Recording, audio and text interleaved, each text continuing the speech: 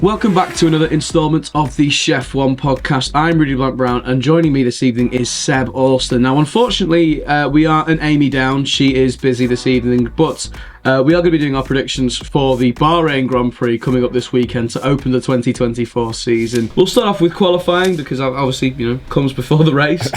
Seb, who do you have down to finish on pole position in Bahrain? I've gone super boring because this year we've obviously got points. We're having a little bit of a league table to see who comes out on top with the best predictions. So I've gone really boring with my pole position. I've gone Max Verstappen, of course. Testing, we spoke about it. Red Bull look absolutely incredible. They look dominant, and especially in the hands of Max Verstappen. I just can't see anything else, and I'm going for the easy point. I'm with you, Seb. I'm going to play it safe. I'm going to say Max Verstappen to score pole position for Red Bull.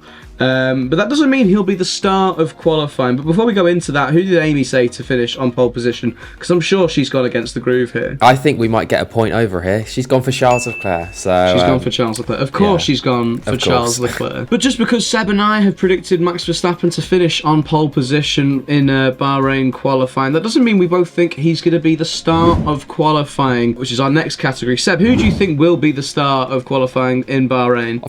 I think this is a bit of a shock, this one. I've gone for Lance Stroll. A bit out there, but I think I'm backing him to have a good performance. Obviously last year he did with the broken hand. Maybe, you never know, he might break it again just to get some good luck. I think people are we're not really sure about Aston Martin, not sure where they are in a pecking order, sort of fifth sort of thing. So I think if he can get into Q3, similar time to Alonso, not too far off him. He might even out-qualify him, obviously, but I don't think that will happen. But still, I think he's going to have a really good qualifying, and bit of a shock there. Well, my sort of prediction sort of goes completely against yours. Mine sort of clashes with it completely. I'm going to say Fernando Alonso to be the star of qualifying. Maybe an easy one to predict given how strong he looked around there last year. I mean, Bahrain, a track that's very much dependent on straight line speed, top end speed. If you've got a car that's quick in a straight line, then chances are Bahrain will be a pretty good weekend for you. But that Aston Martin in a straight line wasn't the most competent car on the grid. And despite that, Fernando Alonso worked wonders in what was a much quicker car than I'm sure he first expected when he signed that contract last year. So I think, Fernando Alonso should be the star of qualifying in my sort of humble prediction opinion. So Amy went for Oscar Piastri. Okay. And we'll see why that's controversial when we get onto our flop of qualifying. Bit of a spoiler there for what I've gone for. I mean, an interesting one, really. Oscar Piastri, it was hard to judge how quick he was around Bahrain last year, given how terrible that McLaren was. But maybe this year things are going to be better. I mean, you'd hope so with how much quicker that McLaren looks. But enough about strong qualifying predictions. We'll move on to our flops of qualifying. Seb, I'll let you go first. I've sort of already spoiled it. I'm going for Oscar Piastri. That's interesting. I do like it when we directly sort of, go against each other with our predictions. It's funny because then someone is either really right or really wrong, and it makes for good reaction. I bet what's going to happen now is he's going to be absolutely boring and come like 8th or something like that, and it'll just be, well, neither of us were right. But I don't know. It's a bit of a hunch, this one. I just don't really, I think there's a lot of hype around McLaren. Maybe not as much after testing, but I still think people expect him to start the season strong. Obviously, it is a track where they struggled on last year. I know they're in a completely different space than they were last year, but it just shows Piastri doesn't have experience at this circuit. So I'm just going for Piastri. I think he'll have a bit of a stinky qualifying. My flop of qualifying, perhaps another easy prediction to make. I'm going to go with Sergio Perez. Looks like he's really struggled to qualify in that Red Bull car, especially last year. Loads of Q2 exits in what is quite clearly the fastest car on the grid, and probably will be the fastest car on the grid for this year as well. Bahrain, a track which Perez has lots of pace round, don't get me wrong. But I think Perez, it's a case of it'll be another sort of underwhelming Q2 exit. Max Verstappen will finish on pole by about 7/10, and Perez will probably fight back through the field, get driver of the day, even though he doesn't even finish on the podium. And that's my prediction. I think Sergio Perez to have an absolute howler in qualifying on Friday, which is also really weird to say. As for Amy, I believe she thinks Sergio Perez will have a much stronger weekend, but someone that she isn't going to rate highly, especially on Friday, she said Esteban Ocon to be her flop of qualifying, which makes sense given how we've predicted Alpine season to go. None of us really rating Esteban Ocon too highly going into this year, so I'm not surprised to see his name in one of the sort of more negative categories for our predictions. We'll move on to more results on Saturday then. Seb, from 1 to 3, how do you see the podium panning out? So third, I've gone for George Russell. I think Mercedes are going to have a really strong weekend, and that's why in second place I've actually gone for Lewis Hamilton as well. So I think it's going to be a double Mercedes podium. I do think Hamilton will pip him. I think he's going to have a really strong start to the season. I think that whilst there's aspirations that he could maybe win a title this year, I think he's going to be on top of his game. And yeah, I just think that they've gone a little bit under the radar, Mercedes. I know there's a little bit more hype around within the team, and I actually think that it's going to come true. But first, I've gone for Max Verstappen, of course. You know, pole position. He's going to win, and I think it could be by a bit of a country mile. I'm not going to lie. Yeah, I agree. I think Max will win the race, obviously topping the podium. And I'm with you on it being a 2-3 for the same team, but I'm going to go and say Ferrari. I think Charles Leclerc will finish in second, Carlos Sainz to finish in third. I think Bahrain is just a track where Ferrari seem to get most things right. Obviously, you know, more things right than other circuits. I think the strategy just seems to be a lot easier for them there. So yeah, Charles Leclerc second, Carlos Sainz third, and yeah, pole position man Max Verstappen to win the Bahrain Grand Prix, I think. And before we move on, we will discuss, well, I say we'll discuss, I'll read out what Amy predicts her podium to be for this weekend. So she's gone with a pole conversion into a race victory for Charles Leclerc, and then a double Red Bull podium, Max Verstappen to finish P2 and Checo Perez. So pretty interesting then to see that we predicted two different drivers to win the race, and then the same sort of layout for the podium, but a 2-3 for 3 different teams. So that'll be interesting to react to after the race weekend has concluded. Moving on now to driver of the day. Now Amy has gone completely against what I've said and has predicted Sergio Perez to be the driver of the day. Who's your driver of the day for the weekend then, or for the race even? Well, to be honest, I've actually sort of gone for a little bit of the Sergio Perez tactic, but I've gone for Oscar Piastri. So he was obviously my flop of qualifying. I think he'll do a Sergio Perez and make up and, you know, make his way through the field, and yeah, that'll be enough to get driver of the day. I think the McLaren's race pace will be good enough for him to be able to do that, and yeah, I think he'll have a really strong race and yeah, be able to make up for his shocking qualifying, which I bet is just not going to happen now, but you know, I'm going for it. I've also gone down the tactical route for my driver of the day as well. I'm not going to go Sergio Perez just because, I don't know, it's probably the right answer, because he will end up finishing the race with about 10 overtakes, and you know, but he's not morally going to be my driver of the day.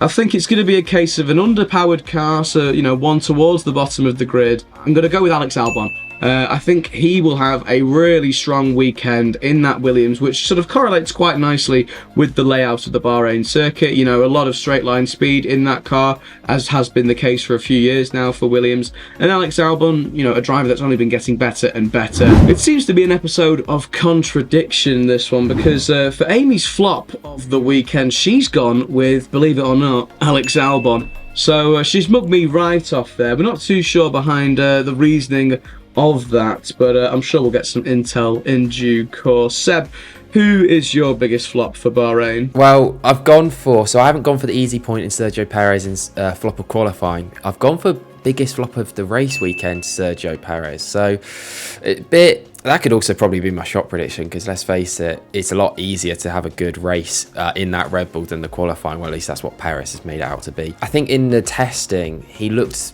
it just didn't seem to get to grips with the car, and I think that maybe over one lap he'll have a decent qualifying, you know, maybe like top 5 or something like that. But Max Verstappen is just going to hammer home how big of a gap there is between them in the race. I think there could be, I think actually, I'm going to say it now, I think he'll get lapped by Max Verstappen this weekend. Wow. I think he is going to have an absolute stinker in the race, and he's not going to be able to rely on his old classic thing of, oh, I had a terrible qualifying, but I'll be able to make it up in the race because, you know, we're so much quicker than everyone else. I think that it'll be so much quicker than everyone else in the hands of Max Verstappen, but in the hands of Sergio Perez, I think the other teams have made that step forward. And I think he's going to really struggle this weekend. Interesting you say that. I mean, that is quite the bold prediction. I don't think it'll be that terrible a weekend for Sergio Perez all round. You know, it's possible a podium is obviously possible. A race win is obviously possible, given, you know, that car. But I agree, yeah, he looked really shaky in the hands of that Red Bull during pre-season testing. It's definitely not set up at all to his liking. But I don't think he'll be the biggest flop of the entire weekend. I'm going to go with Lewis Hamilton. Wow. Someone who you think could finish on the podium. And that also makes plenty of sense. But that Mercedes, like you say, is looking extremely quick. That new front wing and all the sort of tiny aerodynamic changes they're making. I think George Russell could have a decent race weekend. And then in comparison, I think it'll just be pretty mediocre from Hamilton. You know, just about scraping into the points. But, you know, he might have some difficulties, maybe with the strategy. I'm not quite sure. I have a hunch. It is a hunch. And I've probably got this wrong. But I'll look like a genius, I'll look like a visionary if it does come true. I can just see it happening. Lewis Hamilton having a pretty sort of horrible opening race weekend. So moving away from drivers now and more onto the teams, we have our best teams of the race weekend. Now, Amy and I actually agree with each other here. We've both gone with Ferrari. Sort of speaks for itself, really. I can't say Ferrari. I can't say anyone but Ferrari if I predict, you know, Sainz and Leclerc to both finish on the podium. Obviously, no one, it looks like anyway, no one's stopping Max Verstappen, according to anyone but Amy, by the sounds of things. But yeah, Amy and I have both gone for Ferrari. Seb, who have you gone with? Well, I think my podium sort of speaks for itself. I've also gone through that following trend, but obviously my 2-3 were Mercedes. So yeah, I think that, as I said before, I think they're going a little bit under the radar. I think they're going to be really strong and actually cement themselves, at least in this early part of the season, as the second best team. Well, it's a case of, at the end of this weekend, one of us is going to be very right and the other one is going to be very, very wrong. I'm intrigued to see how this weekend pans out for sure. But finally, we've all got one shock prediction for this weekend. Now, let's just start off with Amy's once again. She's saying her shock prediction is Perez not to make it into Q3 in qualifying, which, to be fair, isn't particularly shocking. Is it a shock? It happened a lot last year, didn't it? And yeah, I mean, neither you and I both think it won't be a particularly sort of inspiring race weekend for Perez. It would be shocking for it to happen in a sense of it's a shocking performance, but I won't be shocked, based obviously off my other predictions, and yeah, neither will Seb. But what's your shocking prediction? Is it a little bit more unpredictable than that? It's a bit just... This is just a wishy-washy one. I've gone for a double Alpine DNF in the race on Saturday. On Saturday. I thought I was wrong there, but yeah. I just think, you know, they've had a terrible sort of testing that everyone thinks anyway, which is annoying, seeing as in our testing video, I was like, oh, I think they're going to be really good. Since then, everyone said they're going to be like the slowest team, and I think to add to their woes, even though they were actually quite reliable in testing, wow, for it to be a shock, I'm going to say double DNF, even if, you know, that's a crash or whatever. I just think, yeah. No, I was thinking, do I predict a double DNF? Because Alpine looks pretty likely, considering how terrible. Yeah, like you said, ever since we sort of reacted to our pre-season testing almost immediately after it concluded, you know, Alpine didn't look terrible, but since then reports are saying that they could be the worst car on the grid. So a double DNF isn't too unlikely for the team based in Enstone. I've gone with another Q3 based one, but this time I've gone with a driver to make it into Q3. I think Zhou Guanyu will make it into Q3. Sheffield's very own Zhou Guanyu to reach the top 10 of qualifying. From there, he'll probably finish in 10th place for qualifying. I don't even think that will translate into a points finishing race position. But again, a bit of a hunched one. And if it turns out true, I'll look like a genius. Otherwise, I look stupid. But that stake doesn't look terrible, and it's a case of Bahrain. Zhou Guanyu has put in some decent performances in the past, points on his debut there, if you remember back to 2022. So, yeah, again, a bit of a hunch one, can't really explain it. But if it happens, I look like an utter genius. But yeah, that is it. Thank you very much, Seb, for joining me. And Amy will be back with us for the next instalment of the podcast as well. We hope you've enjoyed watching or listening to this, no matter how you've consumed it. We very much appreciate your time. And Seb, have you got any message for anyone listening or anyone watching? Yep, and that is Mercedes, please actually be good this weekend. Lovely stuff. Well, yeah, thank you very much for sticking around, and yeah, see you in the next video. Bye. Goodbye.